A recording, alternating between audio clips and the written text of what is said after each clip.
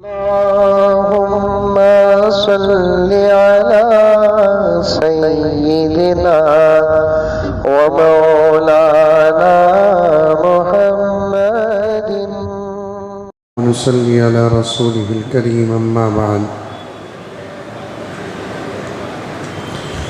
फ़अऊज़ु बिल्लाहि मिनश शैतानिर रजीम बिस्मिल्लाहिर रहमानिर रहीम वकज़ालिक जअलनाकुम उम्मतन वसतन लितकूनू शुहदाअ अलन्नास वयकूनर रसूलु अलैकुम शहीदा सदक़ल्लाहु मौलाना अज़ीम। मुअज़्ज़ज़ सामीन, एक मरतबा दुरूद शरीफ पढ़ लें।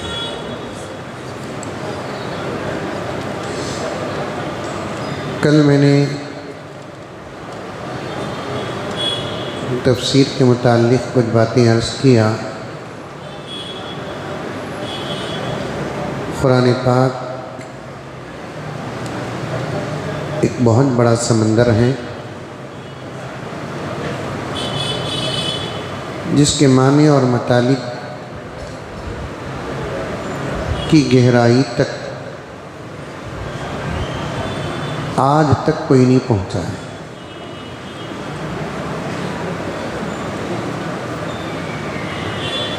जितना पढ़ते जाएंगे अल्लाह रब्बुल इज़्ज़त पढ़ने वाले का जहन उतना ही खोलते जाएंगे और नई नई बातें अल्लाह तबारक व तआला जहन में डालेंगे। एक जगह पर नबी पाक सल्लल्लाहु अलैहि वसल्लम ने फरमाया, ला तनक़ज़ी अजाइबुहु, कुरान पाक की अजीब अजीब बातें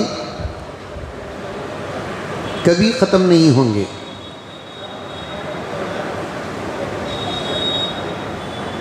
बहरहाल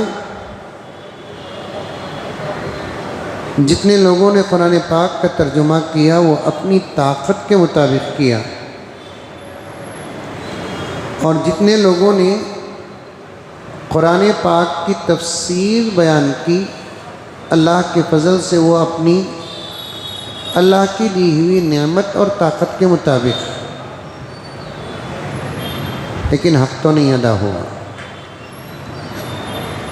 रमज़ानुल मुबारक के महीने में मसाजिद में तफासिर का इंतज़ाम होता है और रमज़ानुल मुबारक के बाद भी मस्जिदों में तफसीरों का इंतज़ाम होता है।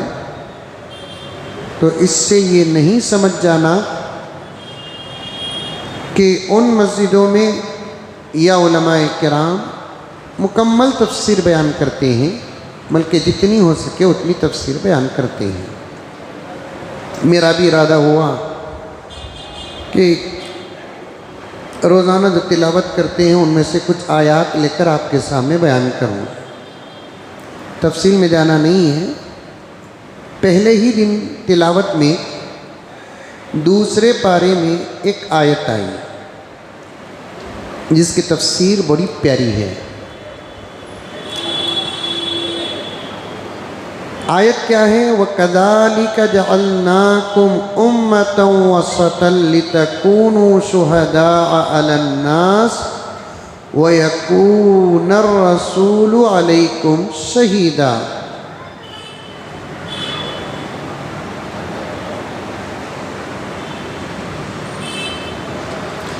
अल्लाह तबारक व तआला ने अम्बिया को भेजा, अम्बिया की उम्मतें बनाई, अम्बिया की फ़जीलतें भी हैं और अम्बिया की उम्मत की फ़जीलतें भी हैं। तवज्जो से सुने, तमाम नबियों की उम्मत की 3 किस्में हैं। कितनी किस्में? 3 किस्में। एक जमात अम्बिया की ऐसी जिसमें अल्लाह के अहकामात बहुत सख्त, और एक जमात अंबिया की ऐसी जिनकी उम्मतों के लिए अल्लाह के अहकामात बहुत ही नरम,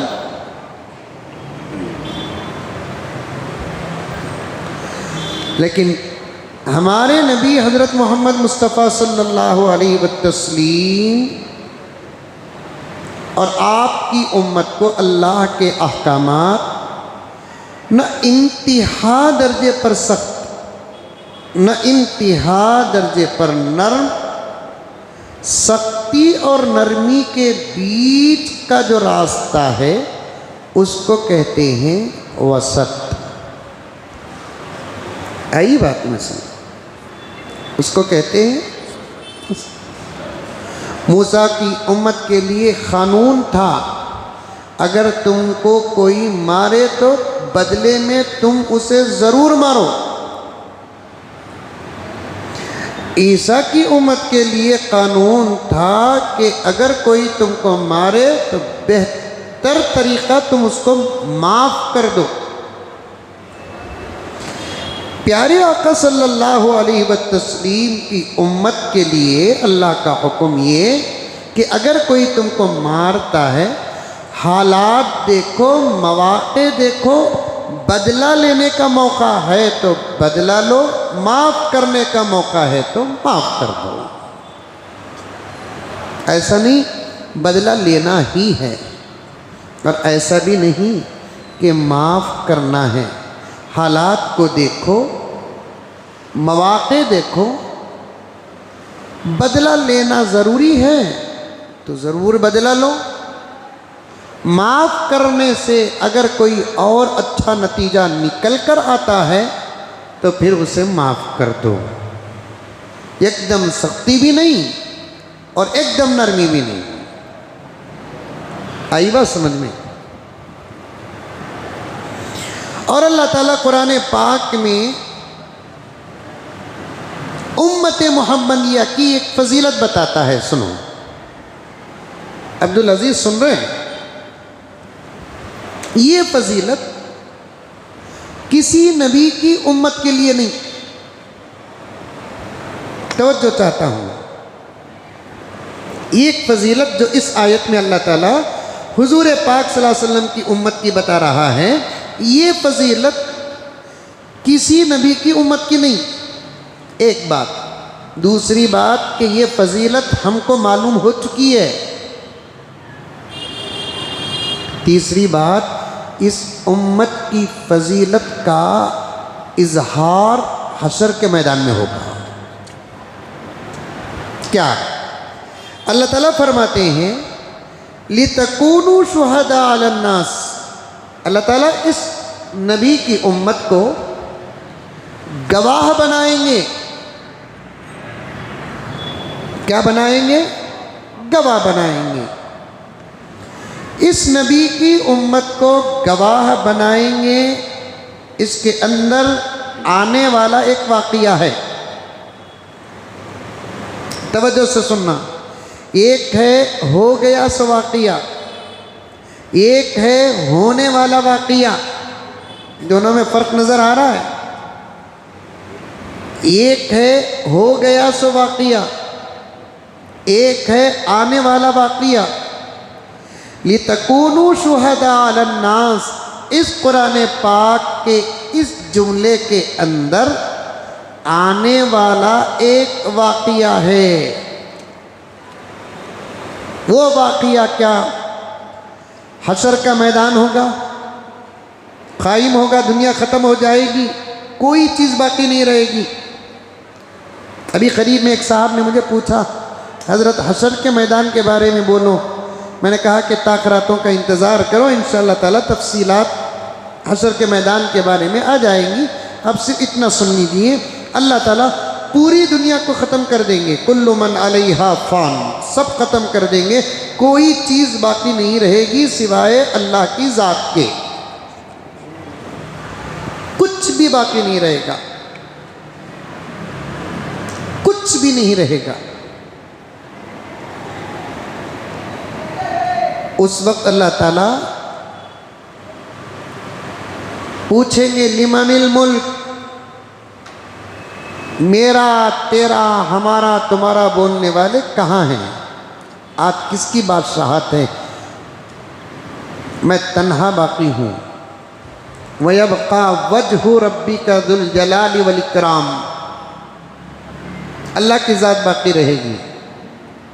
अल्लाह जैसे खाने पीने से पाक हैं, सोने उठने से पाक हैं, शादी ब्याह से पाक हैं, पैदा होने और पैदा करने से पाक हैं, वैसे अल्लाह ताला मौत से भी पाक है। आज की तिलावत में एक आयत आई कि नहीं आई? सुने नहीं सुने? वो आयत जो मशहूर है, मैं उसे ज़रा जानबूझकर वजाहत के साथ तिलावत करता हूँ नमाज में।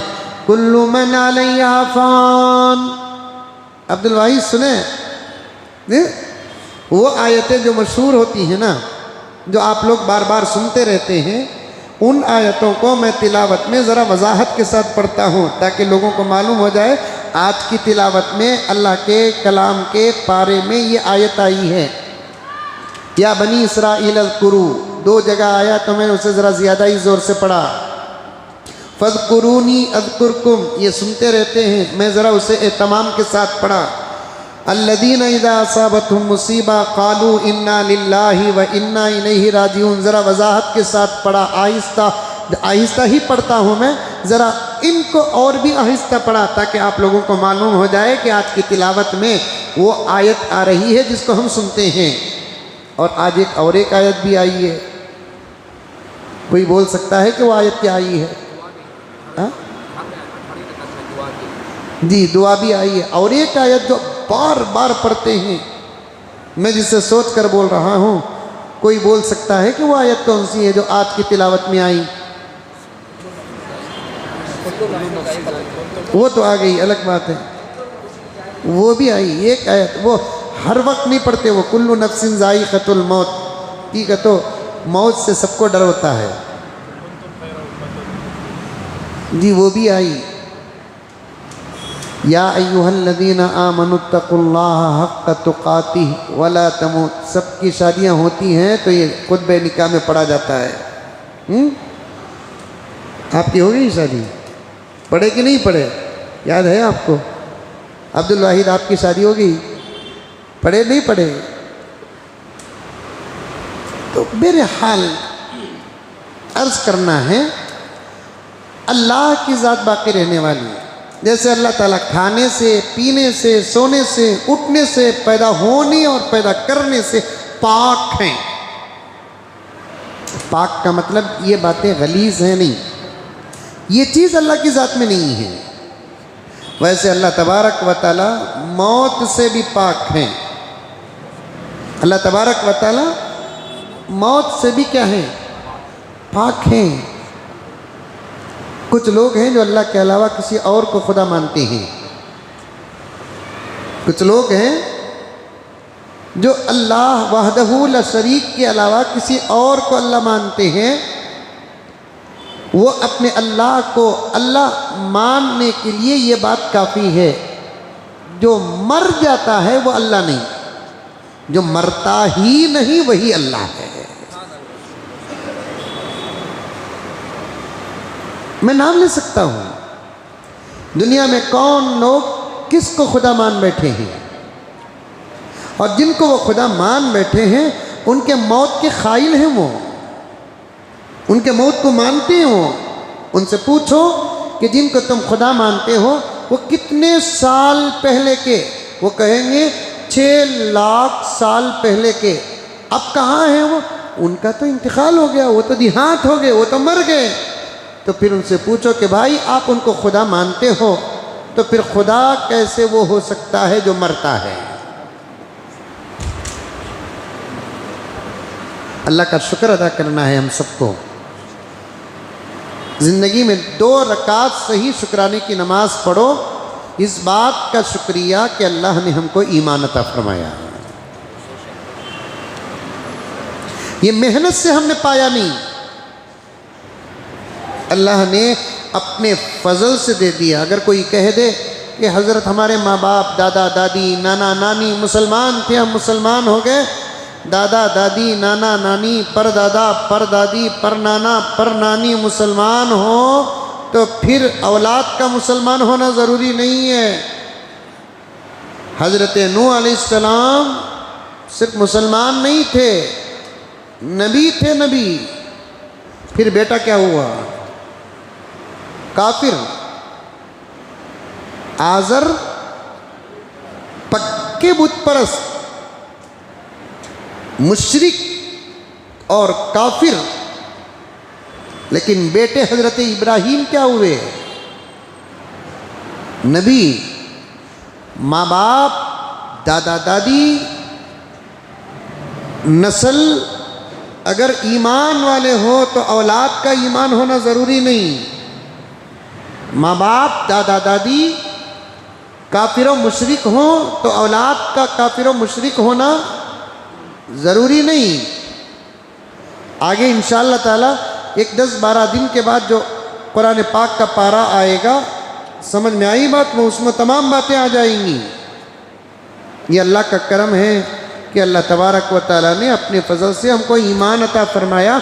हम उसको खुदा मानते हैं जो हकीकत में खुदा है। हम उसको अल्लाह मानते हैं जो हकीकत में अल्लाह है। और एक सादा सीधा जहन रखकर भी अल्लाह तबारक व तआला को हम ज़रा सोचे तो उसकी खुदाई की अलामात हमारे सामने हैं। सबसे पहली दलील क्या है अल्लाह की होने की? अल्लाह होगा तो एक ही होगा, कुल हु अल्लाहु अहद, ये पहली दलील है। क्योंकि पूरी कायनात में 2, 3, 4 खुदा हो ही नहीं सकते। लौ कान फीहिमा आलिहतुन इल्लल्लाह लफसदता। और अल्लाह के होने और अल्लाह के एक होने को आसानी से समझ सकते हैं। एक इलाके में 2 काउंसलर नहीं, एक हल्के में 2 एमएलए नहीं, एक हल्के में 2 एमपी नहीं, एक हल्के में 2 बादशाह नहीं। तो फिर इस पूरी कायनात में 2 खुदा कैसे हो जाएंगे? नहीं हज़रत, पार्टनरशिप में चल सकता है, पार्टनरशिप में चल ही नहीं चलेगा। समझ में आई बात है? हमारे किताबों में ज़बरदस्त दलाइल हैं जिसको समझने के लिए हम लोगों को वक्त भी लगा। हमारे असातिज़ा बड़ी मेहनत से हमको समझाए। अगर 2 खुदा हों तो एक ना एक दिन दोनों में किसी ना किसी बात में इख्तिलाफ होगा। अरे होगा कि नहीं होगा? कभी ना कभी, कहीं ना कहीं इख्तिलाफ होगा। अब ये खुदा और ये खुदा अगर इख्तिलाफ कर बैठे, एक खुदा ना खास इख्तिलाफ कर बैठा कि जब से हमने सूरज को पैदा किया वो मशरिक ही से तुलू होता है, आज के बाद मगरिब से तुलू होने का हम निज़ाम बनाएंगे, तो ये खुदा बोलेगा नहीं नहीं नहीं। तो इसके इनकार को अगर ये मानता है तो इन्हें खुदा नहीं, इसके प्लान को इन्हें मानता है तो इन्हें खुदा नहीं। और भी दलाइल है अल्हम्दुलिल्लाह। खुदा एक, 2 खुदा हो ही नहीं सकते।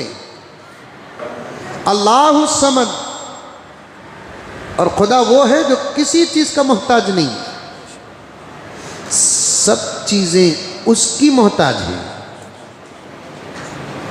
हमारे मदारिस अरबिया में फ़ारसी अशार की किताब पढ़ाते हैं, उसमें से एक शेर है जिसका मिसरा मैं इस वक्त पढ़ता हूँ।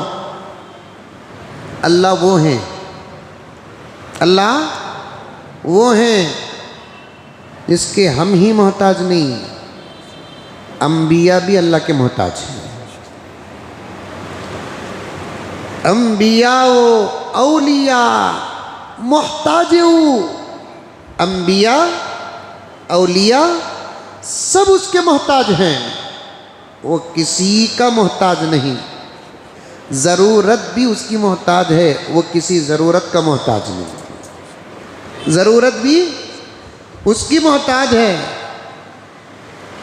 वो किसी ज़रूरत का मोहताज नहीं।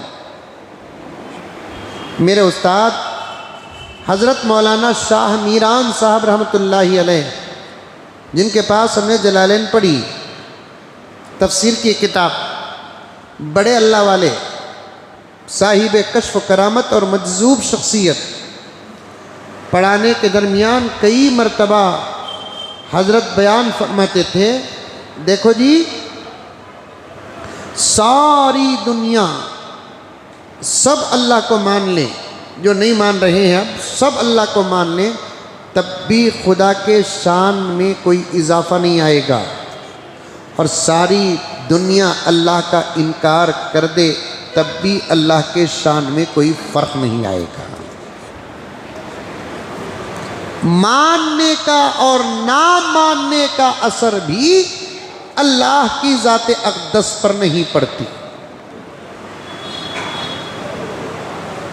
मानने और ना मानने का असर भी अल्लाह के ज़ात पर नहीं पड़ती।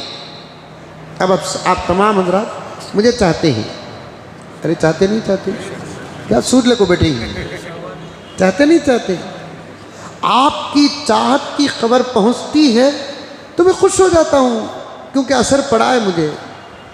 आप सब के सब अल्लाह न करे मेरे मुखालिफ बन गए तब भी मेरे ऊपर असर पड़ेगा, लेकिन अल्लाह की ज़ात वैसी नहीं। कोई चाहे न चाहे, उसके पावर, उसके शान, उसके ताकत, उसके इरादे पर कोई फर्क नहीं पड़ता। अल्लाह की ज़ात वो है। अल्लाह बहुत बड़ी ज़ात है। कभी तन्हाई में बैठकर अल्लाह की इस नेमत को याद करो और उसके बाद इस नेमत का शुक्र अदा करो, और उसके बाद इस नेमत की हिफाजत की भी कोशिश करो। जो रब देना जानता है वो रब लेना भी जानता है। क़ुलिल्लाहुम्मा मालिकल मुल्कि तुतिल मुल्का मन तशा व तंज़िउल मुल्का मिम्मन तशा व तुइज़्ज़ु मन तशा व तुज़िल्लु मन तशा बियदिकल खैर। ए पैगम्बर कह दीजिए, तुम सबका अल्लाह वो है तो तिल मुल्क, बादशाहत भी देता है जिसे चाहता है, वह तंज़िउल मुल्क मिम्मन तशा, बादशाहत लेता भी है जिससे चाहे, और इज्जत भी देता है, जिल्लत भी देता है। इसलिए अल्लाह ही अपने फजल से दिए हैं, और हमारा भी एक मिजाज है, आपका भी एक मिजाज है, एक आदत है। कीमती चीज़ अगर किसी के पास रखने के लिए देते हैं, रख लेने के लिए नहीं, दोनों में फ़र्क है नहीं। रखने के लिए देते हैं, रख लेने के लिए नहीं देते, दोनों में फ़र्क क्या है? रख लेने के लिए देते हैं तो वापस नहीं लेते, रखने के लिए देते हैं तो वापस लेते हैं, दोनों में फ़र्क है नहीं। जब हम में से कोई किसी को कीमती चीज़ रखने के लिए देता है और वो हिफाजत नहीं करता, तो देने वाला लेता है कि नहीं ले लेता? देने वाला लेता नहीं, ले लेता। ले लेता का मतलब क्या कि बेजार होकर ले लेता, इन्हें इतनी बड़ी कीमती चीज़ की हिफाजत करने के लायक नहीं है। अल्लाह न करे कि वो वाक़या हम पर ना हो। अल्लाह ताला ईमान रख लेने के लिए नहीं दिया, रखने के लिए दिया। अल्लाह ताला ईमान रख लेने के लिए नहीं दिया, रखने के लिए दिया। रख, हशर में पूछूंगा, खबर में पूछूंगा, जो दिया वो दे दिया, तो फिर इस अमानत की हिफाजत करने के बदले मैं तुझे जन्नत भेजूंगा। अगर मैं तुझे जो दिया उसकी तो हिफाजत नहीं किया, तो फिर तेरा ठिकाना वमाअवाहुम जहन्नम, तेरा ठिकाना जहन्नम है। अल्लाह ताला से दुआ करो, अल्लाह रब्बुल इज़्ज़त हम तमाम को ईमान की हिफाजत करने की तौफीक अता फरमाए। दुआ करे तो ये लफ्ज़ ज़रूर करना, कहना अल्लाह ईमान दिए आप अपने फजल से, ऐ अल्लाह इसकी हिफाजत करने की भी आप ताकत दीजिए। करेंगे इंशाअल्लाह। बकिया बातें कल आपके सामने आएंगी।